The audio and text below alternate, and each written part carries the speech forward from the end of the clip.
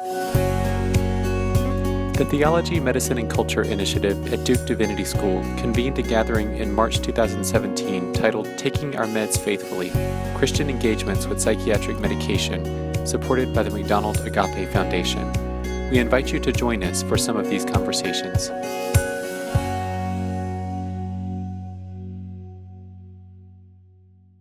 My name is Brett McCarty. I'm a doctoral candidate here at Duke Divinity School, and I work closely with the Theology, Medicine, and Culture Initiative. And I'm joined today by Dr. Warren Kinghorn, Associate Research Professor of Psychiatry and Pastoral and Moral Theology here at the Divinity School.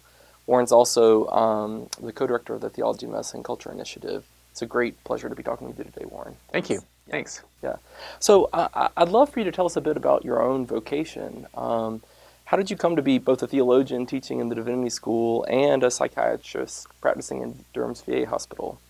How do you bring those two aspects of your work and your life together? Yeah, great question. Yeah. Well, I am a psychiatrist. I have the pleasure of working within the VA system at the Durham VA Medical Center. I work here at Duke in dual roles, both as a faculty member in the medical center and also here at the Divinity School, where I teach in Christian ethics and pastoral theology. And that's really a great pleasure for me.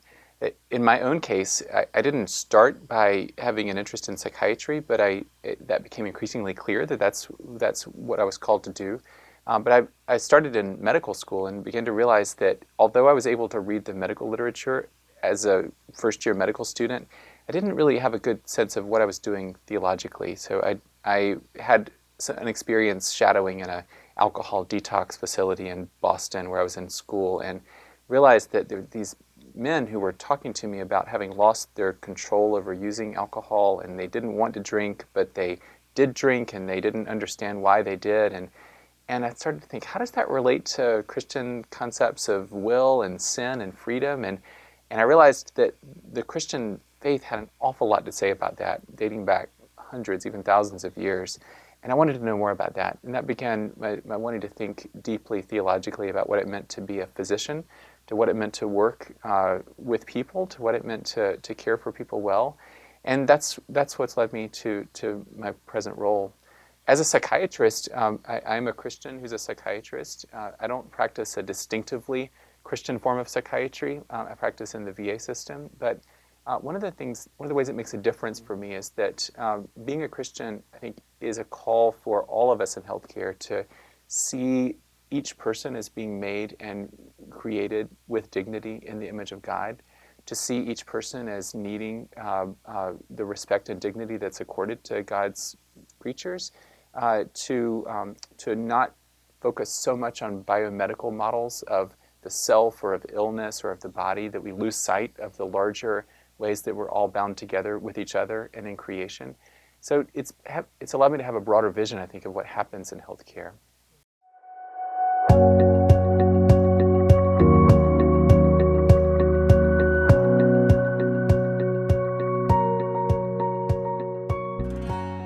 And in particular, in your work, as you've tried to bring together Christian faith and theology with the practice of psychiatry, you've drawn from the work of Thomas Aquinas to bring him in conversation with the practices and concerns of psychiatry. I was wondering if you could say a bit about that.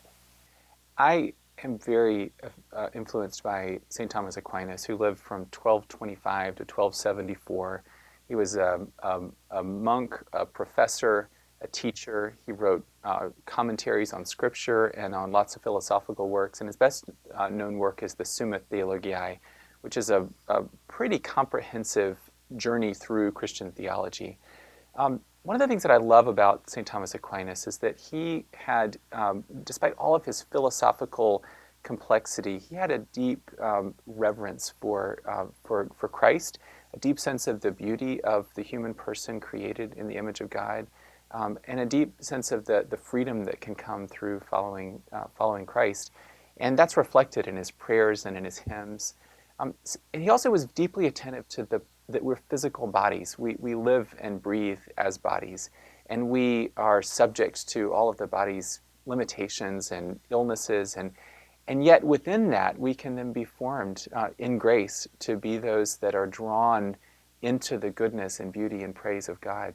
So there's this vision of Aquinas of a self that is called by God into freedom, into life, into agency, appreciating the goodness of creation, appreciating the goodness of God, and finding ourselves in God, in what Aquinas would have called the beatific vision of God, where we stand in awe before God's grandeur and glory. So it's both a very practical imagination about what it means to live as a human body, and also this deeply theological view of us called into the glory and praise of God. Yeah, that's lovely. So say a bit about how you see that vision of what it means to be human in relation to God as it relates to the theory and practices around psychiatry. Yeah, so psychiatry is literally just means the branch of medicine, iatros, that has to do with the life or the soul. So literally be psyche or psyche combined with doctor, and that's what a psychiatrist is. So a psychiatrist is not just one who medicates bodies, not just one who thinks about bodies, but one who's accountable for walking alongside people that have challenges that don't seem to be reducible to the body, that seem to be somehow affecting who we are as human beings, the way that we are in relationship to others, the way that we're in relationship to ourselves, the way that we react to the world around us. And so psychiatry can never be solely a reductive medical discipline. It always has to be seen in this larger context of what does it mean not just to be biological entities, but what does it mean for us to be persons in relation with other persons and with God. A psychiatrist has to have a broad view of human beings, even as we then focus on these bodily details like hormones and electrolytes and neurotransmitters and brain imaging studies and the like. Aquinas, I think, reminds us of that. He was, I said, deeply aware of how the brain can influence behavior, the way the brain can influence experience and emotion. He understood that there are people who have clearly biological reasons for various forms of what we would now call mental illness. But it's within that. It's God meeting us in the conditions and state of our bodies that we're called into this life of freedom through grace. And it's Aquinas' ability to have both a biological and a theological vision for that, which I find so deeply beautiful and compelling. Yeah, great. Well, so say a bit more about freedom, particularly in Aquinas' conception of what that might look like and how that intersects with our contemporary culture's understandings of freedom. Particularly as you practice psychiatry, maybe there may be some stories of your own patients that come to mind and those contrasting or complementary views of freedom. Yeah, Aquinas believed that we are born innately endowed with something that he called free decision or free choice. The Latin term would be liberum arbitrium. But that's a pretty limited good for Aquinas. Free choice or free decision is basically our ability as human beings to choose one thing over the other. So it's pretty close to what we would call just choice. But simply to be able to choose one thing over the other doesn't give you the ability to consistently know and do what's good. It just allows you in any given moment to decide that one good is better than the other. We can have this preserved free choice, but yet be deeply bound to sin, to patterns of living that are not good for us. For Aquinas, true freedom, what he called liberty or true freedom, was not just an ability to choose one thing rather than the other, but it was the ability to know and to do that which is consistent with our good and with our good in God. Aquinas had an understanding that human beings are rational creatures, which nowadays there's problems with that because it seems to really marginalize people with intellectual disability especially. If human beings are rational creatures, then what does that say about those who don't have the ability to exercise rationality in the way that we mean it or that we intend it? The way that I read Aquinas when he talks about rationality, it has much less to do with being academically gifted or with being able to use words in sophisticated ways or do syllogisms. It has much more to do with the ability to live in conformity with God's ratio, God's ordering of the world, to live in conformity with God in a God-formed life. And that for Aquinas is ultimately demonstrated in the life of Jesus. So to be drawn into Christ, to be living a life consistent with the life of Christ, to be formed to love those things that God loves and to love those whom God loves, that's what it means for Aquinas to be rational, whether you're someone who our culture would consider sort of a rational person or not.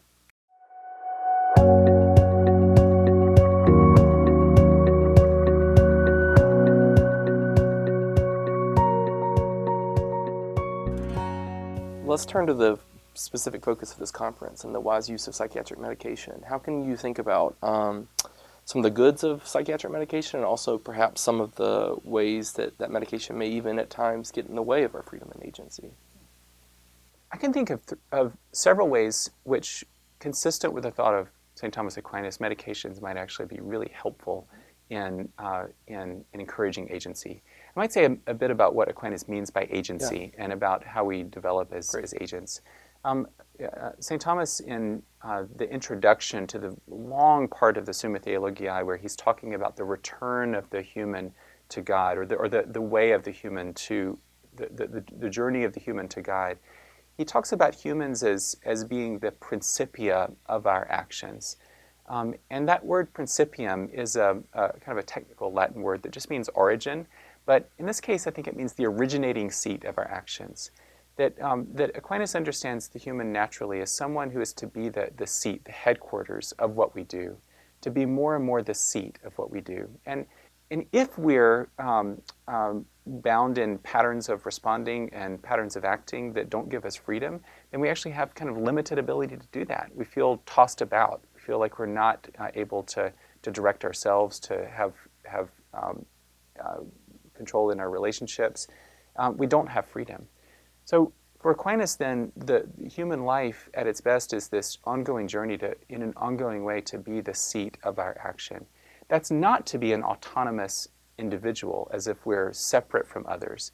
It's very different from the modern sense of autonomy, being one's self-ruler, because the way that we develop more and more into the originating seat, the headquarters of our action, to become agents, is to be actually more and more drawn into what's good.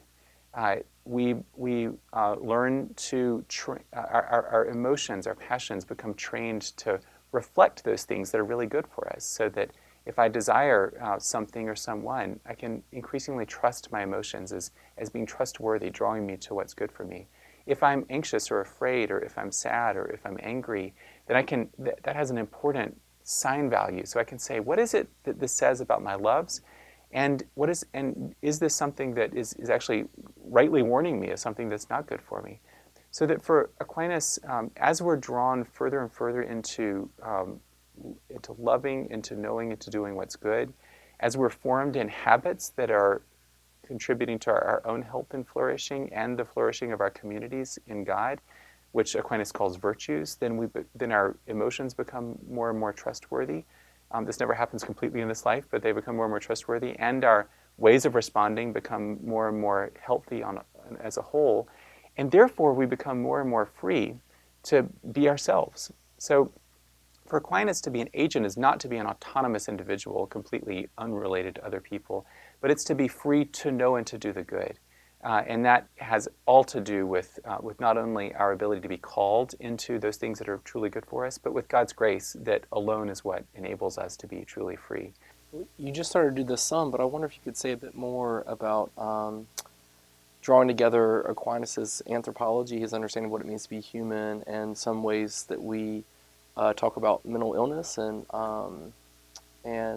certain types of disorders. And so in your paper, I really appreciate the ways in which you bring those two together in an effort to aim toward offering wisdom and counsel and possibilities for discernment to practitioners. I was wondering if you could say a bit about bringing those together.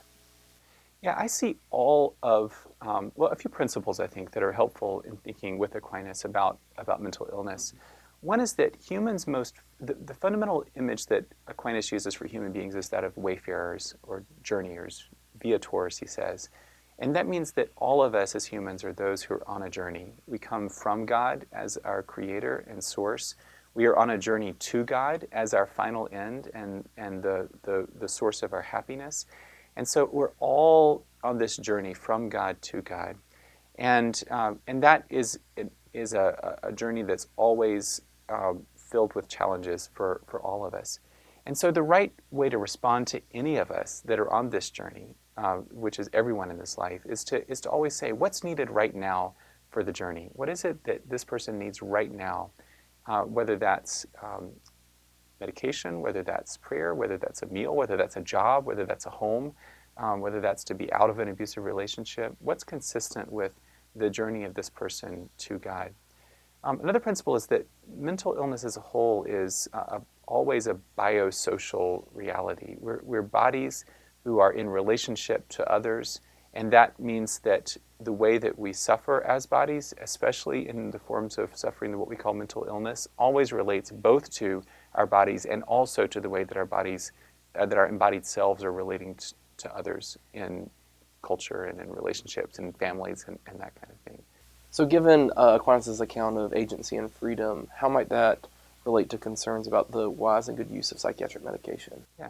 So 3 ways that psychiatric medication, I think, can actually really encourage agency and would be, in at least some cases, appropriate.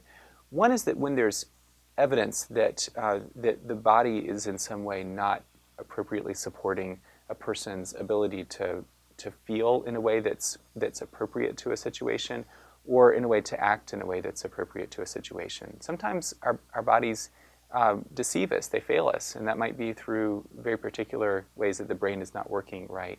So someone who is in the middle of a psychotic episode or bipolar mania or a melancholic depression, there's lots of reasons that the body is just not sending the right signals to the person about how best to respond in a situation. It's the body's keeping us from actually acting in a way that's consistent with our good. In that way, medications that may not always reverse the underlying cause, but can help to allow the body to support the right functioning of emotion, the right functioning of our practical reason, can be very helpful, I think, in encouraging agency. Another way that medications can encourage agency is that sometimes when people are suffering, that suffering is so extreme that it has sort of no real practical moral value. This is when people are so weighed down by sadness or by depression, by anxiety, we can become so overwhelmed with that almost we're unable to act. And in that case, medication can be helpful, I think, in helping to reduce that burden, to give people more space to be able to act. And Aquinas actually very clearly described this in the Summa. He talked about suffering which can paralyze the soul, and he recommended interventions like sleep and like bathing or good care of the body in order to get the fluids of the body moving again, to be able to reduce some of this excessive or immoderate sadness or suffering. Medication that can do that, to provide us a space to be able to act, I think is really important. I think also, and I'm much more ambivalent about this, but I think sometimes medications can actually be helpful in allowing us to develop healthy patterns of response or to even acquire what Aquinas would call virtue. Think of the example, for example, of naltrexone, which is a medication that I use with my patients with alcohol use disorder. It blocks opioid receptors, but it happens in people who are using alcohol in an addictive way to block the reward that people get from drinking. And so what you find is that when people who are struggling with excessive drinking take naltrexone, they end up drinking less overall. They have more days when they're not drinking. They have less complications associated with drinking. And so I use it. It's actually a quite well proven treatment for alcohol use disorder. Now, how to understand that theologically? It's hard to see naltrexone there as doing anything other than helping to contribute to the right kinds of patterns of response by kind of breaking that cycle of addiction for someone. In that case, I think it's a medication that is helping to, in this case, break an unhealthy pattern of action and to help the person create more healthy patterns of action by making alcohol less rewarding. I think sometimes there can be a role for that with respect to medication. And are there particular ways that psychiatric medication could actually be detrimental for agency and freedom, or maybe some warning signs that you want to indicate? Yeah, I want to be really careful in saying medications are somehow intrinsically not, contributing to freedom. Medications can be life-preserving. They can be incredibly helpful and important for people, especially who are in really severe periods of depression or have incapacitating anxiety or other forms of mental illness. I do worry sometimes, not usually about medications themselves, but about the kind of practices and the thoughts and beliefs that go along with medication use. It might be that a medication itself might not be the problem, but that the assumptions that are generated when we turn to medication, or the way that we psychiatrists talk about medication, might actually not be helpful. Three ways in which I could see there at least being possible concerns or problems. One is that if medications function in a way, not that gives us the space to be able to act creatively to respond to challenges, but if they act in a way that simply tries to kind of tamp down or blunt our emotional responses so that we don't feel the need to respond, or that we no longer feel enough to know even how to respond, then that wouldn't actually be good, because medications ought to be a way to help facilitate our ability to act as free agents in the world, not in a way that blunts that. One thing that I worry with clinicians, though, is actually a much more, I think, serious worry, is that, psychiatrists like to, all doctors, like when a patient comes to you who is suffering and asking for something, you want to feel like you've done something. And so if I send out a patient without having done something, I feel like I've somehow, done wrong by that patient. Now, medication prescribing is a pretty easy thing you can do for someone who's depressed or who's anxious or other things. So if someone comes to me and they meet certain criteria for depression, I can prescribe an antidepressant, and I can put that in my treatment plan as having done something for the patient. Now, I know all too well that as a psychiatrist, it's possible, I try not to do this, but it's possible to see someone who's depressed, to realize that they meet certain symptoms of depression, like lack of difficulty sleeping, poor energy, feelings of guilt, maybe even thoughts of suicide, and to check off enough boxes to know that they're depressed, and to prescribe an antidepressant, and to send the person out having done something, but not actually having attended at all to the context in which they are experiencing their depression. And I think that that's not how most psychiatrists and primary care physicians and other prescribers function, but it does happen, and it's a temptation for all of us. So to the extent that the availability of medications can actually make it harder for clinicians and patients together to think about broader cultural, social, relational contexts, I think that can be a problem. I think another thing that is a potential problem is that medications tend to encourage biological models of mental illness, because if you're taking something, a chemical into your body, and it's making a difference, then the idea is that must mean that mental illness is related to what's happening in the body. And of course that's true. It's true that all mental disorders are in some ways bodily, physical disorders, insofar as we are body-soul unities. We live in the world as bodies, as living bodies, and that's who we are. But it turns out that there's actually some hidden costs maybe associated with that way of thinking. Often people think that if you think of mental illness as a biological reality, that's going to destigmatize it, because it just makes it like any other bodily illness. And it turns out that when this has been looked at by some social psychologists, that does happen. If people with mental illness come to understand their illness as a bodily problem, then people do feel less shame and less stigma. Same way others feel less, tend to blame people less for their challenges if they understand them as biological illnesses. But in at least a couple of recent systematic reviews, that positive benefit of maybe having less shame and stigma associated with mental illness was offset by the fact that when people understood mental illness biologically, they were less optimistic about their own recovery, and there was there's a move in the literature to suggest that other people might desire more distance from the person with mental illness.